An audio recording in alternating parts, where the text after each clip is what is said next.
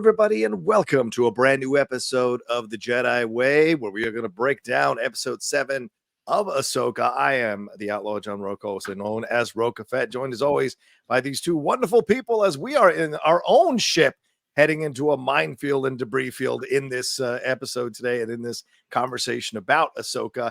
The great Laura Kelly is here to join us, co-host of Force Toast Pod, and of course, host of this place. Laura, how are you? I'm good, John. I walked into a minefield this week too. I posted on I posted a Star Wars related video on TikTok. I don't post on TikTok often, and I remembered why. People on TikTok, like with the comments, and it wasn't even like people being mean. They were just like some of the dumbest comments. I'm like, this is why I can't do this. This is why I can't be doing Star Wars things on this platform. It's a lot. But anyway, it's been a grand old week besides that. How are you? I'm good. I'm good. You had a bunch of Night Sisters chiming in to your TikTok video, I'm sure, and coming after your stuff. And joining us back on the show after taking a break last week because he was feeling ill, and he's powering through a bit tongue as he hangs out with us today. You know him from the Newsies. You know him from Scoundrels Inc. You know him from the Schmodown. But we know him as a big fan of Star Wars, and we love having him as the third member of our crew now, the great Kevin Smets. How are you, Kevin? Look, I powered through to that's for sure. I don't know if anybody's ever bit their tongue, but it makes life miserable. It makes you feel like you're sick. It makes you feel like you have a sore throat. It makes you feel like you have a headache all the time. I severely bit the side of my tongue, like full side of the tongue. Right. So I wish I was like Jabba the Hutt right now, where I could just be like that when he was getting choked out. But I took my wife to sushi for lunch. I said I need to have a couple drinks. The drinks have kind of mellowed out the pain, but now my takes might be a little hotter. So we'll see. I'm down. We'll see what happens today, but I'm feeling good. Thanks for. I'm happy to be back. And you guys, they were on the thread. They were making fun of me when I was like, "Hey guys, I might have to miss this week because I bit my tongue." They're like, "Get your ass to the show, man. Power through it." So I'm here. Couple drinks in. We're gonna do it. My head is pounding, but I have my water with ice, and we'll see what happens. It'll be fun. One more sake for this guy. That's for one more sake bomb. Let's get it going. But yeah, we are going to review episode 7. And as we've done over the last few weeks here, I hand the show over to the great Laura Kelly. Laura, please take it away. Thank you, John. Well, I was wrong about Hera. She's back and under the New Republic Senate's microscope in Ahsoka episode 7. But after a brief trip to Coruscant, we spend the rest of the episode in the distant galaxy on Paradia, where we get to see EMAN ESFANDI in action as Ezra Bridger, witness the true power of Grand Admiral Thrawn, and pick up where we left off with Ahsoka, Sabine, and mercenaries Shin and Baylan. So, Kevin, we missed you last week. Let's start with you briefly. What were your thoughts on this past week's part 6, where we got our first look at live-action Thrawn and Ezra? And then what was your general impression of part 7, Dreams and Madness? I mean, I think both were pitch perfect. That's my opinion. Thrawn, obviously, it's the same voice actor, so he nailed everything, and like people like fat shaming him or whatever. And I thought it was funny when people were saying it was because of the pandemic. You're out there. I don't know. I thought he was great, and like I just thought, and I was watching with my wife, and my wife's completely going in blind, but I just set her up for Thrawn. I said Thrawn is terrifying, not because he's Darth Vader in a giant, a costume with black hood and a black mask, and he's not scary like Maul with the tattoos and the double shaded. He's scary because he's a genius, and he's a tactician that doesn't let his emotions get clouded. He's just literally everything about him is so tactically precise. Very similar to my favorite character in all Star Wars, which is Revan, but that's a different story. So setting it up and then watching it come together in live action was great. And then for Ezra, Rocha made a funny joke about He Is Risen. Like a show that I actually like is called The Chosen, and they have a Jesus character there too. Obviously, Jesus, an actor playing Jesus, very kind of similar. And even my wife mentioned it. He's like, "Oh, it kind of looks like the same actor." So, but aside from those similarities, as far as Ezra goes, I thought he was pitch perfect. I watched Rebels. Laura, you watched Rebels. Like the slight, and it's more about this episode, but the slight joking and the mannerisms, which I'm sure we'll get into. But where some people were literally saying, like, "That's not Ezra. There's too much joking." Like, did they not watch Rebels? Because Rebels, that's all he did was quip. One of the best. That's what Star Wars does. One of my favorite lines in A New Hope. They're about to get smashed by a trash compactor. You're about to get smashed and killed. And Han is still going to have his quip and say, "Well, one thing's for sure, we're all going to get a lot thinner." That is Star Wars, right? And Ezra's about to quit. He's about to quit. Well, no one's complaining about that line, right? So Ezra, I thought, was pitch perfect, and I know I'm sounding like some big apologist for it, but I loved it. And I mean, we'll get into his reasons why he didn't grab the saber. And like, hey, we see enough saber fights. Let's see something new, and we got something new. So last week, like, the setup and everything was great. And again, Thrawn, I just thought was just so pitch perfect in his. And I know it's because it's the same voice actor, so that kind of helps bridge the two together. But I was a fan of both, actually. So, and I'm a big fan. Just when Ezra smiles, like, if you see the show, you know it. And I'm sure, Laura, and I didn't get a chance to watch your guys' show last week, but Laura, I'm sure your Rebels loving heart was like loving Ezra, right? Am I right? It was. Okay. I hope I was like way off. You're like, no, it was like Andor again, just another. My expectations were high, but no, he met him. He was great. Great. So there is this sense of dread kind of hanging over this episode that is, like, I think also really well balanced with the action and these like heartfelt reunions we got. And we've got Eman Esfandi slipping so gracefully into the role of Ezra Bridger. It just feels seamless. But after all is said and done, Ezra seems pretty optimistic about his chances of going home to Lothal. But like, why did that last line about going home make my stomach drop? John, please reassure me that I have nothing to worry about Ezra's fate. And also, please share your overall thoughts on Ahsoka Part 7. Laura, I'm slightly older than you, and I've seen a few movies over my time. And whenever you see a character go in the middle of a war, I can't wait to get home to take Sheila out at Coney Island and get that hot dog in my convertible. There's a blaster shot or a bullet and they're dead. So to me, this setup is there. And maybe they're messing with you. Maybe it's a bit of a swerve. But you don't say, I can feel like I'm going home. It's so cheesily as he did if you're not leading to something pretty brutal down the road. And I would say overall about this episode, I found it lacking in comparison to the previous 3 or 4 episodes. This is the first episode where I felt a little bit like they were setting up the movie rather than focusing on what was going on here in the episode. So I probably didn't like it as much as either of you two. Still enjoyed a number of parts within it. Love the interactions between Hu Yang and Ahsoka. Really enjoy that chemistry. You could give me a whole episode of just those two in the cockpit, having conversations about stuff. I really enjoyed that. I grew into enjoying Thrawn much more in this episode than I did in the previous episode, getting to see his tactical prowess, his intelligence, his knowledge of, I just need a little bit of information and then I know how to short circuit or manipulate my opponent. That was so great to see as well. My problem lies in this. There wasn't this sense of urgency that I felt I needed to feel from Sabine and Ezra. Sabine knows, like, this is the last ship off the thing. Why isn't she pushing Ezra to go get on that ship or go find another way out? And Ezra seems pretty chill to not get any questions answered about how Sabine showed up. So that's where I kind of had some issues. But Baylan and Ahsoka round 2 was awesome. I wish I could get more of that.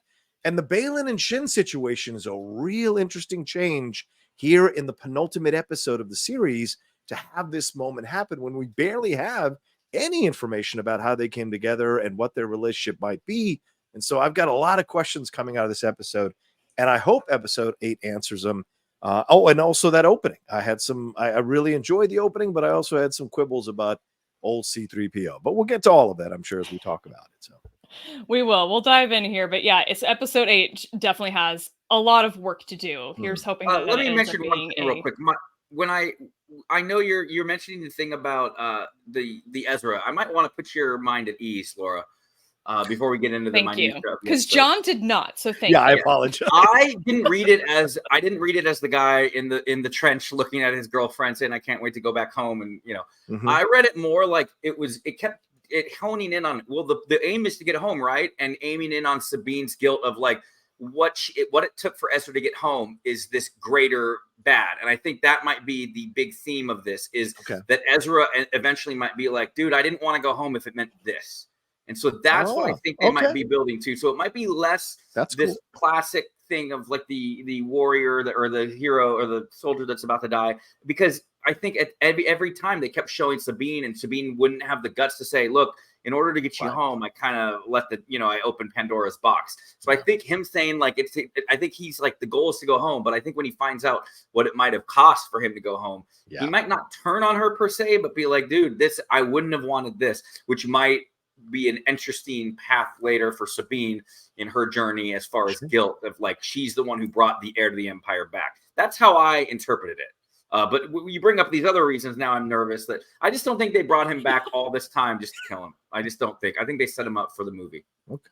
I certainly hope so. Yeah, that's my hope too. But diving into part 7 here of Ahsoka, we open up on Coruscant, where Hera has been summoned to defend her choices and actions on Cetos to a council of New Republic senators and the Chancellor herself. Senator Xiono concedes that there was an incident on Cetos, but he dismisses the report, saying that it was like fairy tales with whales and false Jedi and star maps, and yeah, he just couldn't buy into it. Xiono argues that there is no proof of a coordinated Imperial effort, which is when Carson Teva chimes in and says that the conflict, and mentions the conflict on Mandalore, which is great because it sort of established exactly where we are in the timeline. I've been missing that up until now. To this, Xiono says that Gideon was acting on his own. So at that point, C-3PO enters, and speaking on behalf of Leia, he says that Leia sanctioned Hera's mission on Cetos, and she was unaware that Xiono voted against it. We learn that Leia is the leader of the Defense Council of the New Republic, and she asks that they run this shit by her in the future, which is fair, I think. Later, the Chancellor questions Hera privately, asking her how legitimate is the threat of Thrawn's return. We then cut to the mouth of the whale in hyperspace, where Ahsoka is practicing forms aboard the ship, while an old recording of Anakin watches and tells her, "Don't be afraid, just remember what I taught you and trust your instincts." Huyang watches, and Ahsoka tells him that Anakin made 20 of these recordings, and this was his last one. Ahsoka says that he was a good master, to herself as much as Huyang, I think. Huyang then tells her that the whales are slowing down, the ride's almost over, and they have some back and forth about whether or not the whales are actually bringing them to the right place. It's kind of funny and cute. Later in orbit over Paradia, the whales exit hyperspace, and the T6 exits the whale's mouth into a minefield surrounding the planet. The whales escape the explosions by jumping back to hyperspace, and the T6 clears the minefield by flying back into the ring of debris when they're pursued by Morgan's fighters. It doesn't take long for Ahsoka to realize that Thrawn was actually behind that attack. So speaking of Thrawn, we cut to the surface of Paradia, where the Chimera is still parked. Morgan gives Thrawn the intel on Ahsoka. He reads it quickly and is surprised to learn that Ahsoka's master was Anakin Skywalker, who he met during the Clone Wars and later as Vader. You can see all of that story in the novel Thrawn Alliances. Thrawn tells Enoch to call the fighters from the attack. Morgan questions this, but Thrawn tells her that if Ahsoka is anything like her master, she will be unpredictable and quite dangerous, so they need to control all variables. We then get one quick moment in the Paradian wilderness where Sabine joins Ezra on the Noti transport, and we learn that she's been getting him up to speed on the state of things of the galaxy, including the Battle of Endor, the Emperor's death, and Zeb and Hera's involvement with the New Republic. Sabine continues to avoid this question when Ezra asks how she found him, but she does tell him that Ahsoka took her on as an apprentice. He is surprised, but says that it all makes sense. He asks where Ahsoka is, but Sabine tells him simply that it's complicated. In the distance, Baylan, Shin, and the bandits watch the Noti tribe from a hill. So I'll tell you what, the animal lover in me did not appreciate seeing those whales being harmed in this imaginary space show. Still got to me, but overall, I really liked this and thought it was a fantastic setup for this episode.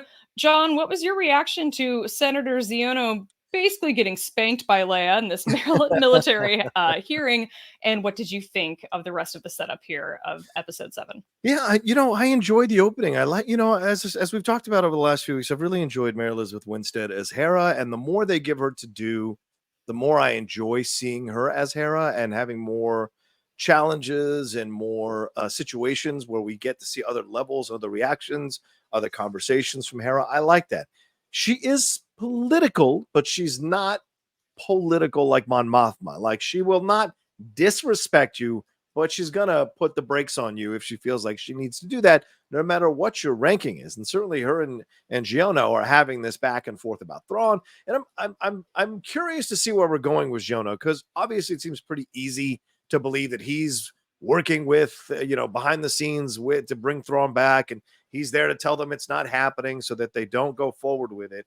And I felt like I was just questioning where we're going with this. Where's the end result? Because he seems pretty humbled by the time Leia and the transcript is read, and Leia says, leader of the Defense Council, essentially pulling rank. It kind of shuts him down. And then there's no argument. There's no storming out of the room. There's no confronting Hera. There's no going after C-3PO. So it's just an interesting decision to make with these characters. So I liked it as an opening scene. And of course, as you said, Laura, where it establishes the timeline. I just was hoping for a little bit more when we get Mon Mothma and Hera on their own. Let's have that conversation for a little bit longer. Let's hear what's going on. Let's hear what's, because remember, Mon Mothma in Bloodlines, she's not always the biggest fan of Leia. They have battles. They're both alpha females. They've got their perspectives on things, and both of them know how to be political in different ways. So can we get a little bit of the tension there between, because I mean, Leia kind of screwed Mon Mothma over by not telling her she was going to pull this move, and then pulled this move and left it for Mon Mothma to deal with. So a little bit, and that's standard Leia. Leia's just going to do whatever the fuck she wants. So these things are these moments here. So I think there's an interesting, it was an interesting opportunity wasted here where they could have explored a little bit more of the issues going on. Because I think, and I know people are going to set up this, but upset at this, but I think we're heading towards a recasting of Leia. And I think the little actress was just the first shot across the bow. And eventually we are going to get a recast of Leia down the road. You have to have Leia in this. As for everything else, the setup was really cool with Thrawn. Great to see how smart he is on all this. As I said, Ahsoka and Huyang, great chemistry and stuff. Her figuring out what's going on, him countering all of her moves, all of that works so well. But Sabine and Ezra, let's get some urgency. I need to see some urgency. And Ezra being so cool with not getting answers from someone he hasn't seen in 7 years, to me, just felt like, what are we doing here? And Sabine with her legs up, was like kind of chilling. It's like, no, the time's running out. So I just have, I had issues with the lack of urgency in that section of this setup here overall. But I love seeing Thrawn, so I was really enjoying that a lot. No, that's fair. Kevin, correct me if I'm wrong. It wouldn't be Star Wars without an Anthony Daniels appearance, I think. What did you think of Act 1 here of Ahsoka Part 7? Oh, I geeked out. I heard his voice. I'm like, oh my God, there's 3PO. And I thought it was just a good way of like asserting Leia's like presence there without needing to make any decisions about recasting yet or using deepfake or whatever they're going to do. So I thought that was good. And I think for Xiono, though, Rocha, like he's the father of the main character of Resistance. In Resistance, yeah. So I don't think he's behind Thrawn or anything like that, because he's still pretty much a prominent figure during that show. Mm-hmm. And I think if he was behind Thrawn, like he would have been thwarted. I think he's just a dick politician. Like, as your notes so eloquently put it, Laura, Xiono is an absolute dick. So he's also using the word conspiracy, right? And this is something like I can't ignore the real world connections that Filoni might be making here as the writer of the show. But the idea of conspiracy, the idea of this evil figure coming back and him going, you guys are crazy, you know what you're talking about. Yeah. And it seemed odd that he would question the particular, of all the things they've seen over the last few years, you're going to question fake Jedi and space whales. It just seems like a weird hill to die on. So, yeah. Yeah, whenever people like talk about like, oh, well, that would never happen, like in Star Wars storytelling and stuff, I'm like, you're talking about a universe where there's like laser swords and people jumping from giant, chasms and stuff like that. Right. So that never really like bothers me. But let's talk about Anakin and the bow. Oh yeah. Did everybody not lose their geek hearts when he bows to her and she bows to him and he bows to her? I thought that was great. I wish that TV spot or whatever or that trailer didn't have the voice. It would have been cool to not, because they basically, it's the whole thing from the trailer, but it was cool seeing him. And you just love the characterization of Anakin, knowing that he made 20 of those for her. Like he cared, and I think they really, hopefully hammered home for fans now, not of the Clone Wars, but just of this show, of how much Anakin did grow as being a master over a Padawan. And it just makes that heartbreak even further. Like, I saw a meme where someone compared to like where he's like, I won't be here always to protect you. And then they cut to the shot of him saying, Anakin is dead. I am what remains. Like, it just adds further to that whole Shakespearean tragedy of the fall of Anakin. But yeah, I thought that having 3PO with Hera was fine. It didn't really bother me. I thought it just kept Leia there without having to make any decisions about that. And it's cool, Laura, like you said, that they kind of established a timeline. What were you thinking when you heard, now that you know the timeline? Does that clear things up for you? Like, what were you thinking during this whole first act? For sure. I wasn't actually really sure, like, if we were like after a Mandalorian season 3, if it was happening sort of simultaneously. Like, I was really glad that they sort of put it. I kind of figured that they kind of could have gotten away with not acknowledging it at all and kind of leaving it open-ended, but I'm glad that they didn't. I like to know where we are at all times in the timeline, so I appreciated that. But regarding the Anakin of it all, there's this great line in Ted Lasso where Higgins is talking about his dad, and he says, I try to love my dad for who he is and forgive him for who he isn't. And this scene with Anakin and Ahsoka, it just reminded me of that for some reason. Like, after what she went through in episode 5, Ahsoka seems to be on her way to being able to sort of simultaneously acknowledge that Anakin did terrible things while also embracing the good that he instilled in her. There's a balance being reached there, and I really like that we've gotten to that point with Ahsoka. And we got this one last little Anakin feature in this episode. I do wonder if we'll see any more of him in this show, though. That's what I was going to ask you, Laura. Do you like this as a way of keeping Hayden Christensen in the show? Like, in future stuff, like you can see this popping up in the movie down the road where she is training, she's watching one particular video to get her ready for a battle. You know, it's like 20 songs. There's that one song that gets you ready for a certain thing. Is there one video, you know, because this was more about her being able to do this on her own. He's guiding her and counseling her. Like, I'm not always going to be there. You know, you might fight Asajj Ventress, which is great to see mentioned in live action, and Dooku and Greedos and all of that. But do you like this as a way of doing it and keeping him still around in a way? I do. And I have not, I'm maybe not as bad as you, but I haven't always been like the biggest fan of Hayden in Star Wars, especially in the prequels. But as we've gotten farther away from it, I've kind of come around on it. And Ahsoka in particular, I really enjoy his performance. I think he's doing a really good job. I kind of hope that they filmed like all 20 of those videos. Like, they just did them all already. And Dave Filoni, they're gonna release them as an album. You can listen to it before you go to work out. Right? They're just in a vault somewhere, and we'll get them all gradually. Anakin's Tybo. Is that what everybody was doing? Like, I just aged myself like 10 years ago. Force food, man. Yeah. Very nice. I really did think that we were going to get like Billy Lord popping up, honestly, as Leia. I thought that was what was coming next. So I'm kind of surprised that they didn't do that. I'm relieved that they didn't. I think pumping the brakes where they did actually worked out really well for them. But yeah, we get like a couple little callbacks to A New Hope here with C-3PO's entrance. There's also a sort of callback to the Clone Wars film where with one of Anakin's lines, there's a line in the film, in the Clone Wars film where Obi-Wan tells Anakin, don't worry, just teach her everything I taught you and she'll turn out fine. Some of his lines kind of seem to echo and roll around that original quote too. So I enjoyed that very much.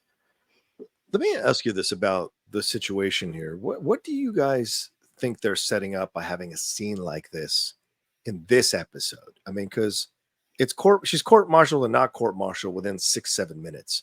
So what was the point of this? Because this could have been a message easily to Ahsoka and Huyang from like Hera. You know, they tried to court-martial me, blah, blah, blah.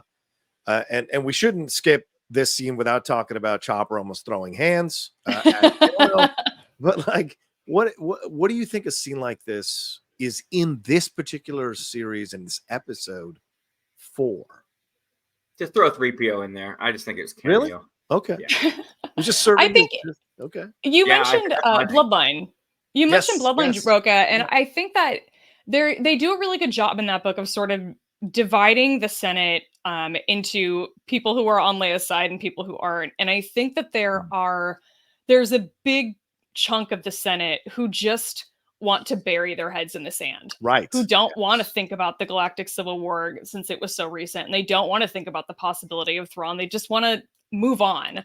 And the way that Xiono kind of talks about how, you know, you're using all of this sensationalized terminology, talking about Imperial remnants, like it's just sensation. It's not real.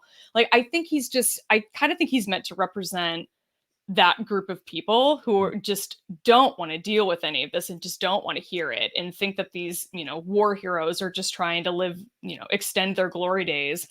But I wonder if that's just kind of really setting the scene for the state of the galaxy, especially if we're going to sort of lean into any kind of political component in the Filoni movie that is probably still years away, or even season 2 of the show, whichever comes first. Yeah, it's a fascinating thing to look at in American history, because we've had those people who were war heroes and then they become presidents, right? Like George Washington, Ulysses S. Grant, Dwight Eisenhower. We've had this happen with us. Even there was rumors that Schwarzkopf or Colin Powell was going to run years ago, and I won't say too long ago. Yes, years ago.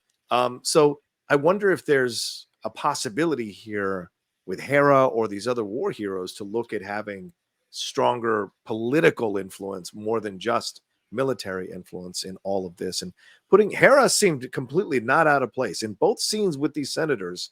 She holds her own, and so I wonder if we're opening the door to something like that with her, to add more to her character's story down the road. I don't know. Just seemed like she'd be cool to be a part of that. So I don't know. I wouldn't be opposed to more Hera content. Like, you're a Rebels fan, Kevin. What do you think? Yeah, I would. You know, look, Hera has been great. My wife loves Hera. Like, we talked about it. This show is Ted Lasso in space. Like, every character across the board is likable. Now even Thrawn is likable. The only one who's not likable is Morgan. She just just toss her out the space duct or whatever. Well, that's coming. There's no way he's not going to do that. Oh, I hope so. So, but yeah, I just think that right now, it's fun watching it with someone too that didn't know or anything about Rebels, and like how quickly she even really likes Ezra, and like Ezra's quips. He said a line. Well, now who said the line? I think it was it might have been Hu Yang after the minefield. Well, we know the bad guys are here, or there was a line about we know. My wife started laughing at that, and I looked over at her. I'm like, "That's the line you're laughing at, right?" She's in for the ride and loving it. You know what I mean? So yeah, more of everyone. Give me more of everyone except Morgan. No more of Morgan. Less of Morgan. Leskin. Less. That's stupid. Well, Laura, what did you think about this opening in part 1? After the scene with Hera here, with Thrawn setting everything up, and then with Sabine and Ezra as well down on the planet. I mean, I really like it. And I like the sort of I like the laid back vibe of Sabine and Ezra. We get a lot of action later in this episode. And I like that it's kind of, it's a little bit of a quiet start, especially for them kind of like getting reacquainted and us kind of getting a feel for what their relationship is as they kind of fall back into it. And I mean, there's not a single thing I don't love about Thrawn. I just love every single thing about what Lars Mikkelsen is doing on screen here. And I think that they've brought Thrawn to life in the most perfect balanced way. And I was kind of afraid that Dave Filoni was going to sort of take what Timothy's on laid in terms of groundwork with the canon novels and sort of start to warp it into something else, which maybe he still will. But the way that he's kept things sort of consistent for me, at least, I think, as somebody who read most of those canon Thrawn novels with the character, I've been very pleased with it. I couldn't, especially these like little hints that we get of him having known Anakin. Like, I was looking forward to seeing like what exactly is his facial expression going to be when we see this. And I'm just like, the fact that he kind of stops and is just like, oh shit, like that really brief moment of like, oh, now I know what I'm in for. Good God. It was really rewarding for me as somebody who read those books. I really like. Did either of you read any of the canon Thrawn stuff or any of the legends by chance? The legends, yes. The original Zahn ones, yeah, way back when I was a teenager. A long time. Me too. Yeah. I'll tell you what, I'll read when we are in an off season, I'll read your favorite Thrawn novel. If you read Darth Plagueis. Here we go. Jedi Way. I had to bring it around. I know. Yes. I will consider your proposal. I know it's not canon. It's not canon. It could be your head canon. Head canon's more important than real canon. Come on. Whoa. Maybe in some ways. Well, let's take a quick break as we're at the 30-minute mark, and we'll jump into more of this review of episode 7 here right after this.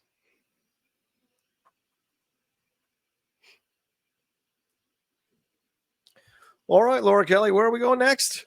Well, speaking of Thrawn and the Chimera, Thrawn has the Great Mothers use their 3 golden snitches to find Ahsoka in the debris field.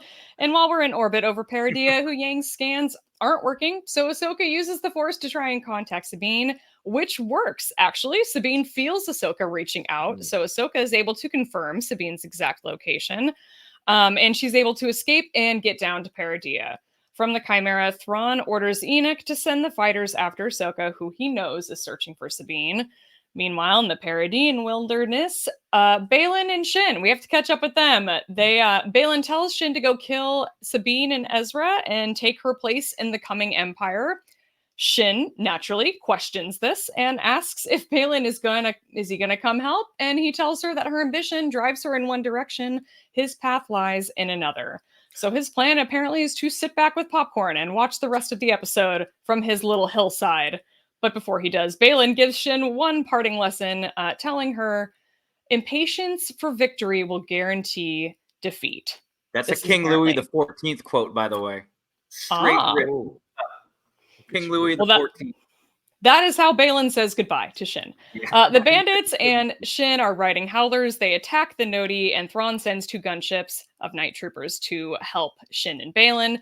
The bandits attack, and Sabine realizes the Noti don't have real weapons to defend themselves. Despite this, they hold their own until one of their pods is shot down, and as a result, they all stop, and Ezra orders all of them inside their pods so he and Sabine can defend them from the bandits. Ahsoka and Hu Yang approach the group in their T6, and Ahsoka jumps out to duke it out with Baylan as Hu Yang draws the fighters away. Baylan tells Ahsoka that he can't allow her to interfere. She tells him she doesn't have time for this, and they duel, and the fight is amazing. Towards the end, Baylan pauses and tells her that she can't defeat him. She says she doesn't have to, and Hu Yang flies in and fires on Baylan in the ground, distracting him, kicking up a bunch of dust. When the smoke clears, we see Ahsoka ride off on a howler, Baylan looking a little bit disappointed to see Ahsoka right away. With the Noti, Sabine tries to give Ezra the lightsaber, but he refuses, saying that it is hers now. She tries to give him a blaster, he declines, and says that the Force is his ally, and that is all he needs. He takes out the bandits using Force pushes and a little bit of hand-to-hand combat. When Shin takes a swing at him, grazing his hair, he pauses and tells her close, but no cigar. As Shin continues to pursue Ezra, he uses the Force to stop her saber swing at one point, and it is awesome. And Shin Force pushes him against a pod, knocking him out, and Sabine and Shin duel with their sabers. It's amazing. A little sequel trilogy. Getting a little bit of sequel trilogy content. Little hints of it here in Ahsoka. I'm very much appreciated that. Kevin, we have one episode left, and Baylan's exact motivations here at Peridea have yet to be revealed. Are we running out of time, or am I just impatient to see exactly what he is on about? I think that they didn't know that he was going to pass away, and I think he's going to survive this series. So we're looking at a recast. But I will disagree with you on one thing. I didn't think he looked disappointed. If anybody remembers Indiana Jones and the Last Crusade, there's a flashback with River Phoenix as young Indy, and then young Indy is being chased by, and it's called the Fedora. That's the name of the cast member, like literally in the credits. And it's his original fedora, but he gets handed down from this older guy. I'm all over the place. But basically, when Indy gets away with the Cross of Coronado, they zoom in on the archaeologist that he stole it from. And it zooms in, and as it gets closer and closer, there's a slight smile like he's impressed by this kid who just took this artifact from him. That's what I felt from the Baylan thing. I thought that they were zooming in close and that Baylan was kind of relieved that he did not have to kill another Jedi. I think his mission is far greater to hit in his world, whatever it's going to be, than this minuscule stuff. I think this stuff is, he's after something greater, whether it's through the witches or whether he's trying to get contact with the father and the mother and the daughter and all that, not like Mortis stuff, not nonsense, but the Mortis stuff, or if he's trying to get back to the world between worlds. I think that he just thinks that all of this, I think he was glad that he was, I think when Ahsoka took off, he was just like, damn, like almost like where does he get those wonderful toys from Joker? Like he got bested, but he was kind of impressed, like, okay. And I think he didn't really care what happened next on that part. But that was like, that's how I read it. How about you, John? Did you think of it that way? Or like, what did you think with the whole thing? No, I have a different interpretation than the two of you. To me, I saw it as, I don't think how can I say this? He as you said, Kevin, he's got other things on his mind and other things he wants to do. And I think for him, there's a sadness. There was a sadness that Ahsoka pulled what she pulled, and he knows what he's got to do.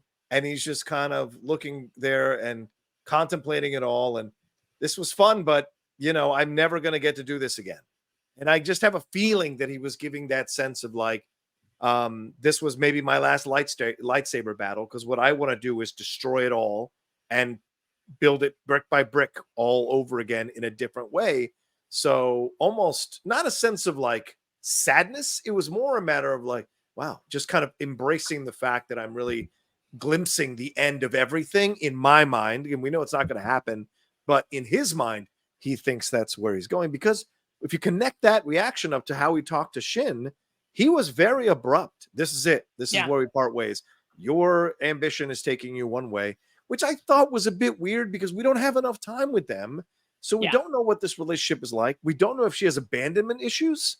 So is he playing into that now more by leaving her like this? And I think it would have been stronger if she was the one that took off and said, you're hesitating, you don't have the strength anymore, I'm going to do it. And then he says that line as she's riding away to himself. And I think that could have been something a little more powerful there. But yeah, there's just some things that are missing here. But, you know, Ray Stevenson is such a phenomenal actor, or was.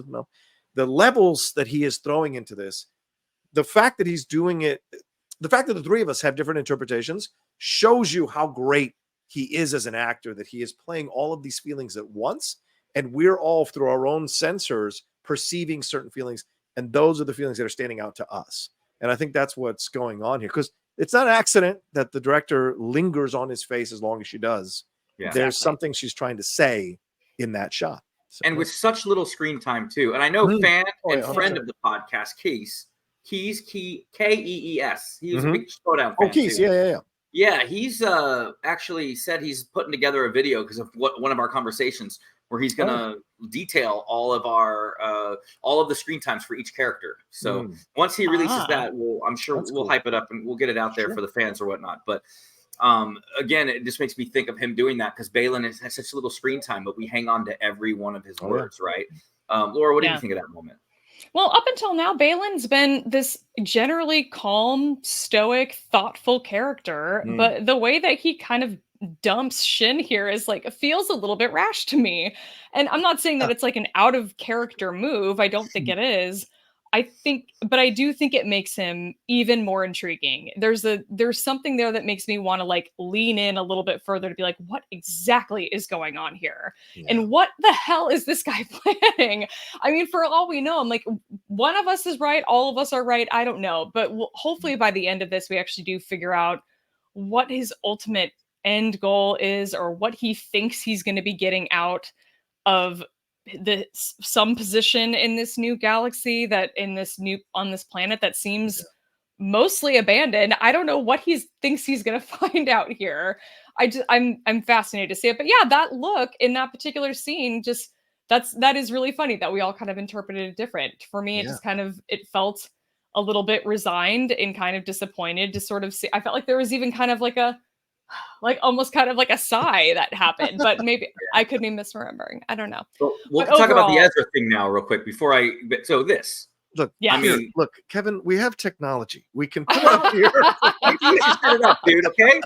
All right. I like my technology. I'm old school. All right. I'm old. Kevin's like, all right, put it back up there. Put it back up there. Channel. All right. Technology. Put it back up there. Look at that. And you could even see the ripples of the saber, like of the force.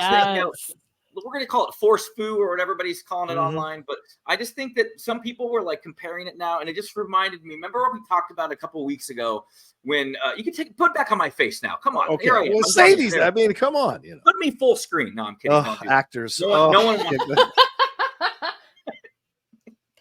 remember a couple of weeks ago, I was like, oh man, if people aren't going to like the Filoni flex of her like doing the space. Okay, no, put it back on three-way. Come on. I'm embarrassed. Well, no, what are we doing? No, sorry. Oh, yeah, okay, good. Remember, I was like, now me. Put it on her while I talk. That's so much better. Every time I talk, just put full screen on Laura. It'd probably be much better. But anyways, remember a couple weeks ago, I was like, oh man, if people aren't gonna like the spacewalk thing, like we're gonna hear ages about comparing it to the Mary Poppins Leia and all of that. And everybody already now comparing Ezra rejecting his saber as like it's as bad as when Luke tossed away the saber in The Last Jedi. What? And now, dude, it's all over. Look, you can What? they're I've like, seen it oh, too. it's the same thing. There's memes about with Pam from The Office saying they're the same thing. It's not the same thing. And when people are like, why would he not take his saber? He says it right there. He says, the Force is now my ally. And by the way, in a very technical way of speaking, right? Yeah. We've seen so many lightsaber duels. What's wrong with him saying no to the saber right now? He's going to use the Force. And you get to see all these new moves and that, including that cool like stop for the Force. And you think about it, he is living on this world of peace. Like at first, I mean, there is a funny meme though where he's like, the Force is my ally, and then it shows the next shot of him using the blaster, which okay, I get that a little bit, but everybody can pick apart everything. But I thought it was an interesting way to just show new forms of the Force. And eventually he's going to get a saber back if he lives through this thing. So like, why not be open to new fun interpretations of how someone could wield the Force? And by the way, just to give everybody props or heads up, the Acolyte, if anybody saw that leaked trailer with Carrie Ann Moss, like where people are comparing it to the Matrix, like back in the High Republic days, not everybody was using lightsabers. Some of them were very much influenced, and there's going to be a lot of martial arts in that show. So, and I'm not trying to spoil or anything like that. I'm just saying that it's not everybody in all eras are only using the lightsaber. And when people are saying, well, the only person who shouldn't be allowed to use a lightsaber is Palpatine, that even Vader uses a lightsaber, like Ezra's allowed. He's been living there for 7 years without a lightsaber. He's had to, he's used the Force as his ally. He's trained himself. By the way, if he was given that lightsaber, he probably would have been a liability because he hasn't trained with one. He might have lopped off his head accidentally. So who knows? Let's give a little props to Ezra there for doing that. And I don't understand why there was so much hate. And I'm not trying to be the constant Disney apologist here. I'm just, you enjoy something so much, and there are things that I have not liked. I did my own cut of Obi-Wan, for God's sakes. But when I come away from this and then I see the internet and there's so much hate about it and vitriol, I'm like, it made no sense to me, right? So, yeah. Well, speaking of Force abilities, John, we've seen and done our fair share of arguing about Sabine's Force abilities or lack thereof. Sure. What did you think about her and Ahsoka being able to establish this connection through the Force here? I thought they actually earned that because of the progression of the relationship since the beginning, right? I'm still a little upset that we don't know what actually caused their first breakup. Like, we still don't really know what it was. There's allusions to her family, allusions to Mandalore, allusions to this or that. But going the Ahsoka who held the space map just one episode ago, worried about what Sabine's decision was, to the Ahsoka who is here trying to connect with Sabine because she's in danger, because Thrawn is here, because she's got a real concern for her Padawan and her friend, really, honestly. I thought that connection really worked. And I liked that Sabine was a bit thrown off by it because it's her first exposure to it. I imagine it must be so strange to have someone's voice so clear inside of your head, and that it's not something that you're fabricating out of your mind, what that experience might be like, because we've got it in Star Trek where Spock puts that thing on people's faces, it goes into their memories and stuff. Here, it's a little bit like you don't even have a choice. Like, she can, if the connection is there, she can use it when she sees fit, or the master can use it when they see fit with the Padawan. So to me, I liked it, and I think they earned it.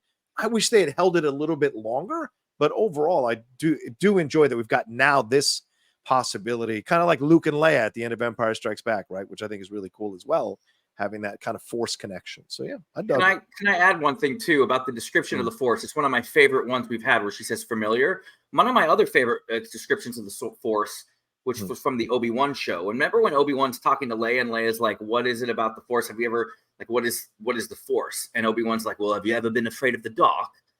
Right? And when you feel how you feel when you turn on the light, that you feel safe. And he's like, it's a little bit like that. I like these like basic, like layman's terms of how the Force must feel for someone discovering it for the first time, right? And Sabine feeling that for the first time says that she felt a familiar presence. Or when Obi-Wan's trying to explain to Leia that it's just something as simple as when you're afraid of the dark and someone turns the light on and you feel safe. Just wanted to give a shout out to the writing on that part. That's cool. No, that was it was really, really well done, I think, component. And you're right, John. I think it feels earned. I like both those interpretations. Yeah. All right, so on to our final act of this episode. After being knocked out, Ezra comes to and rises just as Thrawn's ground forces arrive. Sabine is knocked down, and Ezra uses the Force to pull her away from Shin. As Shin takes a swing at her, the troopers take positions surrounding Ezra and Sabine, and Shin orders them to kill them. But in classic Ezra fashion, he tries to talk her out of it, talk her out of killing them, and maybe take them prisoner instead. Why not? But right at that moment, Ahsoka arrives, cutting their conversation short. At that point, Ezra and Sabine take out all of the troopers, and Ahsoka faces off against Shin. Though really more of a defensive motion. It's not really a duel so much between the two of them. From the Chimera, Thrawn notices that Baylan is not involved in the battle. When he realizes the battle is lost, he calls for a retreat and tells Morgan that these are acceptable losses, given that Baylan bailed. In the grand scheme of things, he considers the match against Ahsoka a success. Their enemies are distracted, and now the cargo transfer is nearly complete, so they can leave this hellhole. He says that Ahsoka lost the one thing she could not afford to lose today, time. Time is on their side, and he shall keep it that way. Out in the wilderness, our heroes watch the troopers retreat, and Ahsoka tells Shin she can help her and tells her to surrender her weapon. Shin stares at Ahsoka for a few seconds and then takes off on a howler. Sabine is amazed to see Ahsoka alive. Ahsoka and Ezra hug, and Ahsoka laughs, which is a really kind of welcomed, pure moment of joy in this episode that I really appreciated. At that moment, the T6 arrives and the Noti emerge from hiding. Ezra tells Sabine and Ahsoka he has a feeling he might be going home after all. The Noti cheer, and we cut to black. John, Thrawn experiences a loss here, but he counts it as a win. Does this track for you that Thrawn simply sees the bigger picture here, or is he just his own PR spin doctor? Yeah, I know. It's fascinating, right? I don't know yet. I don't know what Thrawn we've got. I don't think I can give you a fully educated opinion on this until we see episode 8. But right now, my hint is that he is adjusting the expectations as things go along, because he didn't make it clear to Morgan or anybody that he was doing all of this just to buy themselves time, right? He kind of adjusted the end result to work for him. He kind of manipulated the narrative to make it work for him, And so to me, I don't know necessarily that it's a win, because how is it a win if she has intergalactic travel with all these Purgils? We don't know that they're dead. So the only thing she's lost is maybe minutes. And was that going to make that big of a difference with what Thrawn's going to do? If they get onto the Purgle and they're gone, is that going to make a big of a difference? For me, I think another part that's an issue is, how does Thrawn not know that Baylan was going to possibly, as you said, bail on the situation? So that's kind of a monkey wrench for him to deal with and navigate. And he seems to kind of just blow it off when it's all over and be like, oh, acceptable, we'll get on out of here, blah, blah, blah. So there must be something really important in that cargo. And I don't know what the cargo is, but I think he has to look a certain way. So this is Thrawn brand saving like crazy to Morgan Elsbeth. And I wonder if he's telling the truth or not about all of this, because remember, those night troopers, we're guessing, are alive because the Night Mothers the Great Mothers and the Night Sisters have given them the dark magic to stay alive. That's what we think. And so I wonder if this is all just him paper macheing things just to kind of still be powerful, or if he really is dialing into the darker and darker aspects of the Force so he can become even more sinister and powerful. I don't know, but yeah. Well, it reminded me of Rebels. They introduced Thrawn and they make Thrawn like this unbeatable, like scary strategic mastermind. True. But in the show, it's a cartoon. You had to still have the heroes win all the time. And I feel like there was an article or a supercut of like all the times Thrawn had to be like, oh, they might have rescued their friends, but it served a far greater purpose. They were always trying to manipulate it to where Thrawn didn't look like Thrawn knew that it was all part of the plan, that they were able to, but like, if you see the show, like Thrawn keeps losing like a lot of these crucial things that, like, if Vader was like back then, well, Vader was around, you'd think that Vader would have killed him like he would kill all the other ones from Empire. But I thought of that whole thing. I am curious of why Baylan leaving the chess. I love the chessboard, by the way. Yeah. Like, that was a perfect example of like him like looking at everything. And even my wife, because I had built him up about such a strategic, she even noticed that, like that they were calling attention to that. Right. But I do wonder why the Baylan thing made him think like, oh, everything's acceptable. Like, does he see a couple steps ahead, right? And I did feel like that ending, like some people were, I remember in my KOTOR Discord was saying they wished that it was more a cliffhanger. I don't think so. Like, I like how it kind of ended like on a upward note, like a new hope. Because let me tell you, friends, it is the calm before the storm. This is a new hope. This is the throne room ceremony on a little smaller level on this planet where I might have to go home after all, and everybody's happy. And I know you're lacking that whole time crunch thing, Rocha, and you definitely feel it there where they're all smiles and stuff like that. But this is definitely a situation where this is the happiest we're going to get, because next week it's going to start here. And by the end, we are literally going to see the Heir to the Empire, Return to the Galaxy. Everything's going to go to shit. That's it. I don't know who's going to die, or Huang's not going to make it back for the return trip. Someone's not making it back. I do believe Ezra will live, but I do feel that ending is all about, I hear my daughter, they just got home, so we might hear some banging on the doors in a second. Okay. But I do feel that the ending, I like that it was kind of on an upwards note, a hopeful note, because it just reminds me of, I think next week is going to be, do we know the runtime yet? It's going to be a long, I haven't seen it. Not a long episode. I'm saying it's going to feel like a long episode, because I think all of our heroes are going to have some problems next week. Hu Yang said, right, in the ship, Laura, Hu Yang said, I hope I live long enough to see it. Even he kind of said that, right? Remember that? And which one of you was like thinking that Hu Yang wasn't going to live? Was that you, Kevin? It was my buddy Joey. Oh, Joey. Yeah.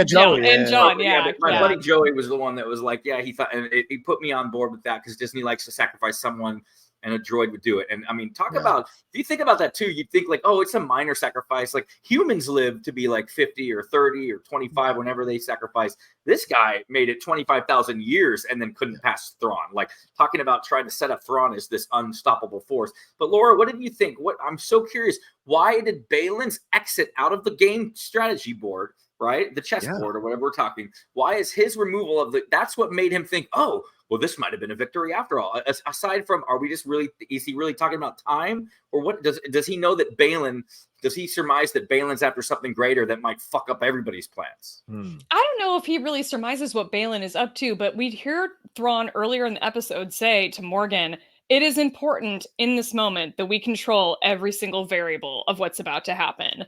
And he loses control of that one piece. And I think he blames Baylan for the loss of this battle, despite the fact that he defends it as a learning experience or something.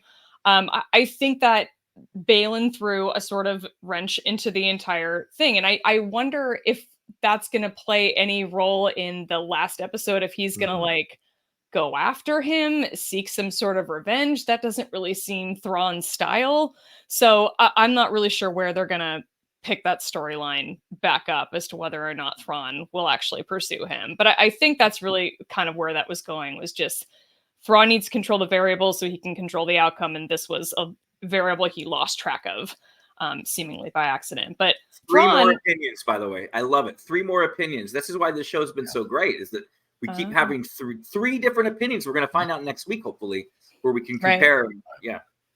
Yeah. Thrawn, as always, privy to a bigger picture that no one else seems to see, partially because he doesn't tell anyone else out loud. It all happens up here. It happens that way in the book too. That's why they're some of them are quite big, those books.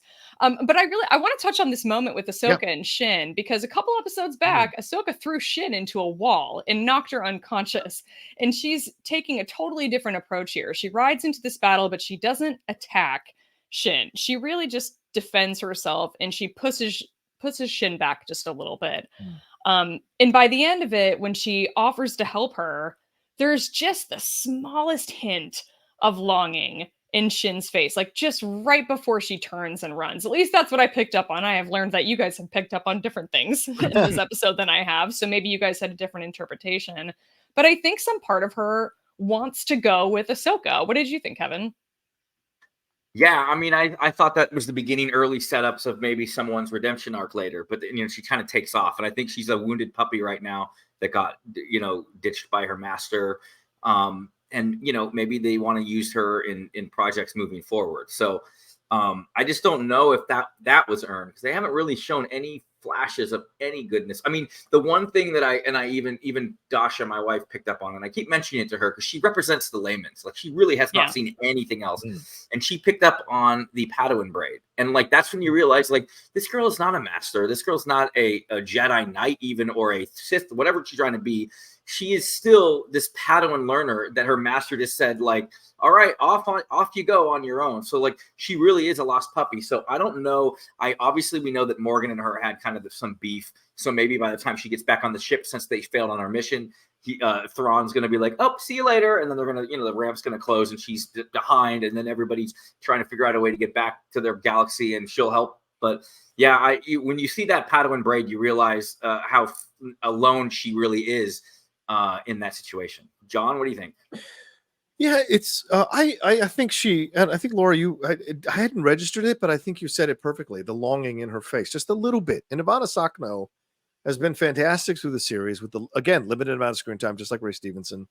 And so she's had to do a lot within limited time. And I think that moment, because her reaction to Baylan is really, when he leaves her, is a little bit of stunned. She's stunned. Like, she doesn't overdo it. She's just stunned. But she's also been through so much shit in her life that she's not going to overreact to it. Like, you sense that she's been through a lot of shit. So someone leaving her because it's really odd, because Baylan last episode said, I want to make sure you're going to be better than any Jedi, or you're going to be something else, not a Jedi. So for him to give up on her like that, it just seems so odd. So I hope, like you said, Laura, there's more coming in episode 8. But in that moment with Ahsoka, there was the possibility. Why? Because she is in search of older figures. She's a young person who's in search of guidance, and older figures that can offer her guidance. There is at least a consideration in the moment, but then she turns back and she goes, and I think that's why Ahsoka stops Sabine and Ezra from going after her. Even though I don't like the decision, I understand the decision, because she knows. Ahsoka the White now knows, or Ahsoka the Gray. She has more perspective here about the situation. If this is before the World Between Worlds, I think Ahsoka very much keeps her, imprisons her, and they question her about everything. But this Ahsoka is much more understanding and seems to have grown. And so she's waiting for the moment when Shin turns to her and gives herself to Ahsoka. Wouldn't that be funny if it's Ahsoka who becomes her master and then moves off from Sabine? That could be real interesting down the road. So, because we've seen people switch sides in Star Wars in the novels all the time. It's rare when we see it in live action. So it's nice to see that there's a possibility here with Shin.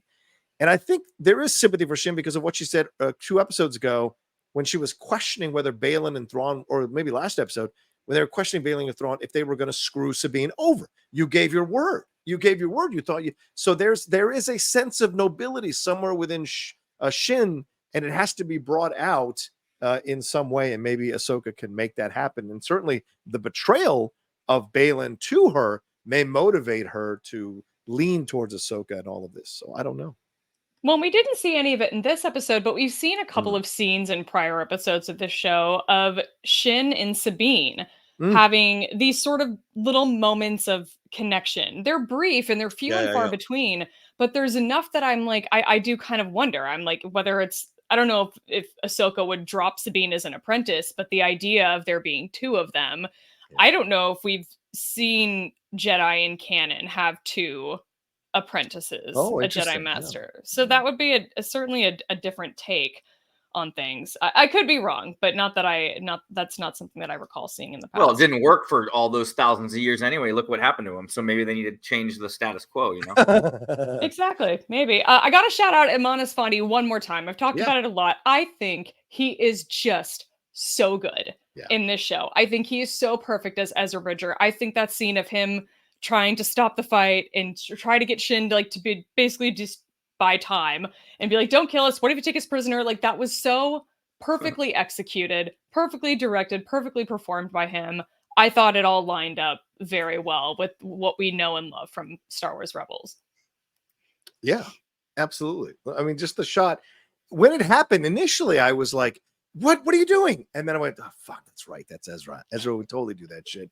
Ezra would give you this look. No, let's talk. Let's hang out. He would totally do that. So for some of you who may have been put off by that, you haven't watched Rebels because Ezra would do that.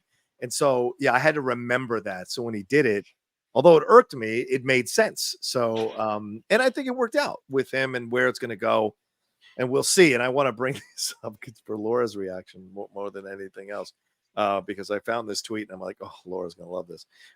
Ezra, I think I might be going home after all. Disney writers. So oh man. Well, John, I think Sabine was a little bit in the same boat as you when this scene was going on. She was, you could kind of see in her face where she's like, oh my God, what is going on? Like, and that's it. I mean, that's classic Sabine and Ezra behavior from Rebels too, where she's just like, oh my God, dude, really? Like that's kind of always the attitude. And I appreciate that we brought all of that back around in live action. I think it worked out very well. I do want to, we don't have to hit on it too much if you don't want to. Do you guys have any predictions for the finale before we wrap up, or any final thoughts on episode 7? I will quote Clubber Lang as my prediction. Oh, wow. Pain. That's all I got to say. No, someone's going to die. You mentioned earlier you thought someone's going to die, Kevin. I agree. Someone's going to die. And it will be a droid. It won't be a human. Everybody's coming back. It might be human. I think more than one person's going to die. Who's your human? I think I don't know. I'm kind of thinking Sabine may not survive this. I feel like that's a rash prediction, and I'm going to lean into it. I don't know if Sabine's going to survive this show. Wow. Rocha, what do you think? Might go, huh? I hadn't thought about Sabine going. But I want to show you guys something. First of all, I think this is the look, isn't it? This is the look. This is the one that we had like 3 different interpretations on. It is, yeah. So we don't know what it means, but it's awesome and it's noble. It looks like he's relieving himself right now. He's taking a piss. Oh, there you go. He's like, oh, I had to hold this the whole fight, and now I can finally go to the bathroom. Oh, or he's like farting. He was holding in his fart the entire duel. You know, after a day, we were so good for an hour. We were so good. No, let me take it from here. He's farting. All right, and one more thing, because I think this leads into what you were asking about, Laura, the predictions thing. Someone posted this on Twitter. I don't know if you guys have seen this, but people, why is no one talking about this? Is this like Baylan's hit list or something? Ahsoka, Baylan knows about Luke, Leia, and Han. Someone translated the language on his wrist here, and it says Luke, Leia, Han, R2-D2, Chewie, C-3PO, and Ben. So what if this is true? What the hell does this mean? Is this a hit list? Is this the people he needs to? How does he know about Ben? So there's so much here that I'm just like, this is a fascinating thing. If it's true, or if this was just a fun wink and nod to the fans, I don't know. I think this is a fun wink and nod. I don't think this is anything. I think that they were just like, I don't know, put some random Orabesh letters on there. I don't know. And that's what somebody went with. Okay. They're like, we'll change it later. And then they didn't. They forgot to go back. And whoopsies. Yeah. So your predictions, I think Hu Yang is dead. I think Morgan is dead. I think either Ezra or Sabine. I don't think Sabine's dead. I think Ezra's possibly going to sacrifice himself one more time. And that may explain why Ezra is not involved in other stuff going forward from this timeline. So I think that's the possibility as well. I don't think Thrawn's dying. I think Enoch might be dying. And yeah, I think that's it. What I have prediction wise. Quote Luke Skywalker, everything you said in that sentence is wrong. And I think either Leia or Luke is showing up, and it would be fun to see as a big surprise, Alden Ehrenreich showing up as Solo, or Donald Glover as Lando in some way. So just throwing it out there, because they threw no one saw that didn't leak anywhere. No one saw C-3PO coming. So they clearly have a way of hiding things if they want to. And I wonder if someone's going to show up as a surprise on all of this. My prediction, it's going to the final scene is going to be like Attack of the Clones, the end of the final scene of that. Instead of the Emperor and everybody on that balcony watching all the clones take off, it's going to be Thrawn arriving to the real galaxy, or to our familiar galaxy, and he's in control. He's made it. Our heroes failed. They didn't stop him. So our heroes are licking their wounds from Hu Yang probably not making it back. Ezra's going to live to maybe die in the Filoni movie. They didn't bring him back. The Filoni movie is the Avengers, so we're going to get Endgame level on that Filoni movie. He's going to throw everything at him. That's all you guys' speculation. You have no idea. None of you guys have any idea that he's going to do an Avengers thing, right? That's what you're hoping for, isn't it, Kevin? I think he's building up. Didn't they say that the code word for that movie is Heir to the Empire? Or who said that? I feel like that was mentioned that like he's going to do his Heir to the Empire movie, and that's the code. It's not the name of the movie right now, but that's basically what people are saying. So I think Thrawn survives to be the big baddie in this new movie, and I think that I do think that Hu Yang will be the one that won't make it back, and Morgan. But I think that all of our other main players will be there because they're going to team up with Boba Fett and Din Djarin and everybody else to come together in this, Avengers game or Avengers Endgame level movie. But I do think that that's the movie where we're going to have a high death count. I think we set up these characters not to just all of a sudden say peace out, Ezra. I could be totally wrong. I think you have a sound reasoning why you believe that, but I believe that I think they're gonna keep the casualties a little minimal on here. I think they're still gonna get their asses whooped, and I think they're gonna. It's kind of like at the end of man, this is a weird geek level thing, but at the end of the Desolation of Smaug, when Bilbo is like, what have we done? Basically unleashing that dragon out. I think it's the same kind of level of like, they're going to realize what have we done? And I think it's Sabine, that maybe the last shot, you'll see the Attack of the Clones ending. I'm not trying to fan fiction here. I'm just saying my thoughts. The Attack of the Clones ending basically with Thrawn and his infinite scary empire or whatever it's going to be. And then you zoom in on Sabine, who will whisper deathly to herself, what have I done? Boom. Iris out. Directed by whoever. Is it Filoni for the last episode? Rick Famuyiwa. Okay. What do you think, Laura? What's your prediction? Yeah, what's your prediction, Laura? Call it a prediction or call it wishful thinking, but I need Ezra to learn about Jason. I need him to learn about his existence, and I need Ezra to reunite with Hera. I don't know if Hera is going to like find a way to make it to Paradia, or if they find a way to make it back to her in the known galaxy, but I need some kind of reunion or something good to happen for Hera at the end of this. I need it. I had really early prediction before the show started to air that Thrawn wasn't necessarily going to be our big baddie, that there was going to be something bigger out there that was going to not so much get Thrawn to like team up with them, but it was going to be like a bigger adversary for Thrawn to focus on more so than Sabine and Ezra, and whether the rest of the galaxy, known galaxies involved in whatever that conflict is, I don't know. Because that's also kind of wishful thinking, because I don't really want Thrawn to be the big bad in this. I want Thrawn to be in it, but I don't want him to be the adversary. I want him to have some sort. I don't know. It's hard to say, but I don't see it going that way with this show at all anymore. But it is one of those things I kind of hope. Maybe there's some kind of twist ending. I don't know. We'll see. Another That's a cool idea where like they unleash something even worse, and then Thrawn's like, okay, look, the enemy of my enemy is now my friend, and they all like team up. And the only reason that the galaxy is saved because Thrawn brought those people back too, in his army. Well, isn't this? Yeah, I like that. Doesn't it fit for you, Kevin? Because this is the beginning of Snoke. Maybe this is the beginning of Snoke. With Thrawn here. That's a possibility for sure. Yeah, I agree with you. I agree with you, Laura. I don't feel the same fear that I felt watching Vader when I see Thrawn. It's different. And I don't know necessarily if him being the big baddie makes sense at this point, especially with the way people reacted when he came back. So I don't know if that helps overall for look, I love Lars Mikkelsen. I think he's a fantastic actor. But you want people to be excited and scared and not thrilled and all of that. And I don't know necessarily that that's the feeling across the board universally. So we'll see, but you might be right. Does Baylan die? What's your thoughts, Laura? Does Baylan die or not die? I think he's going to survive this show or this season and hopefully get recast, which is so tragic to think about. Bree Stevenson not playing this role. But I don't know. I don't see him getting taken out in this. What do you think? Okay. I do. Yeah, I forget. Yeah. What do you think, Kevin? Is he done? I just saw fan castings that Liev Schreiber could take over the part for him. So I don't know that show. Terrible idea, but I don't know how close Shin Hati is. I don't think I think that they. Yeah, and I hope they don't overly course correct and like kill him off in a weird way, trying with stunt doubles and all that. Like I do believe that the ultimate storytelling is. That he's going to end up a greater thing than any of us. Dude, what if your theory is right, Laura, and he ends up being the main baddie because he does something on that planet that transforms everything, and then he becomes this mythical giant god type creature that then everybody has to team up against. So there's so many fan ideas. That's what's fun about Star Wars.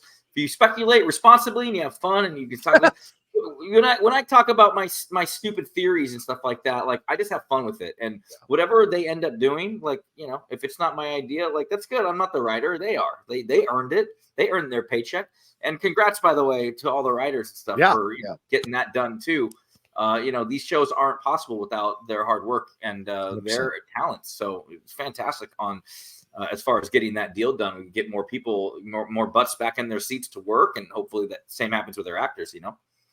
Yeah, I like your point. Maybe it's not Baylan that becomes the antagonist, but maybe Baylan unleashes an old evil power or something. Yeah. By doing the stuff that he's trying to do, he unknowingly unleashes this other thing as an end result. Because obviously we know he's not going to succeed in destroying everything and starting it all over again. So what does he do here that causes maybe something to be unleashed? That's a possibility, Kevin. I like that idea. And they may have killed him off already in the script. Like it may be possible that he was going to die. They shot his death and everything like that, which will be tough to watch, obviously. But it may be possible that that was already shot and in the works as the end result of his character. So we'll see, though, next week for sure. And I hope they stick with it. I know that the studio is getting pressure, that shot of Heath Ledger in The Dark Knight when he's in the body bag. A lot of people during that whole process were like, I think you should cut that out. It's tasteless now that he died. But, I don't think Heath Ledger, and I don't think it would have wanted anything changed just because he's not there anymore. And I think same thing with Ray Stevenson. Whatever that path was laid out for him, I think hopefully they stick to it, because that's what he would have wanted.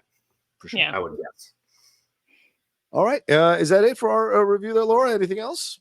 No, I think that's it. Okay. All right. Well, thank you all so much for joining us for this episode of the Jedi Way, as we reviewed episode 7 of Ahsoka season 1. Next week, we'll be back with possibly a special guest for our finale here for Ahsoka, which will be a lot of fun. Tune in. That we're going to announce that when we finally lock it down, if we lock it down. So look forward to that from our social media channels. But yeah, we're looking forward to it so much. Kevin Smets, a great show, brother man. Let people know where they can find you and everything you got going on, brother man. Absolutely, man. I guess I've been saying revantrilogy.com for the last couple of weeks, but then my crew told me that we did not re-up that domain. So if you just go to YouTube, search Smash City Studios or KOTOR Movie Trilogy, you can find all my KOTOR machinima. And then, Scoundrels Inc. as well, a podcast that I founded a year ago. We celebrated the year anniversary, I think, last week. So nice. Good on all that. But I had a great time talking with everybody, Star Wars. Looking forward to next week.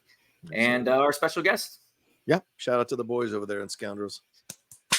Laura Kelly, another fun show with you as well. Please let people know where everything Star Wars related and everything that's not Star Wars related that you're involved in, please. It's all Star Wars related. So come find me on Twitter at @shutup_Laura, same handle on Instagram. And you can also listen to the podcast that I host with my friend Alice, where we drink wine and talk about Star Wars. That's Force Toast, a Star Wars happy hour. This past episode, we talked about some of the movie news in Star Wars. We also talked about Rise of the Red Blade, the novel, and a little bit of Tales of Light and Life. So if you're reading, you can check out our most recent episode to hear those two discussions. Nice. That's for me at The Rocha Says, Twitter, Instagram, and TikTok, The Outlaw Nation on Twitch. Please remember to subscribe to the channel. Really, that's number one. Subscribe to the channel. Hit that like button. And, of course, down below, leave all your comments. Let us know if we're off base. Let us know what your crazy theories are, and how many of your theories came true here so far in the first 7 episodes, and what you predict is going to happen in the finale of this episode, and where you think this is going after this into that Filoni movie. Let us know all of it down there in the comment section below as well.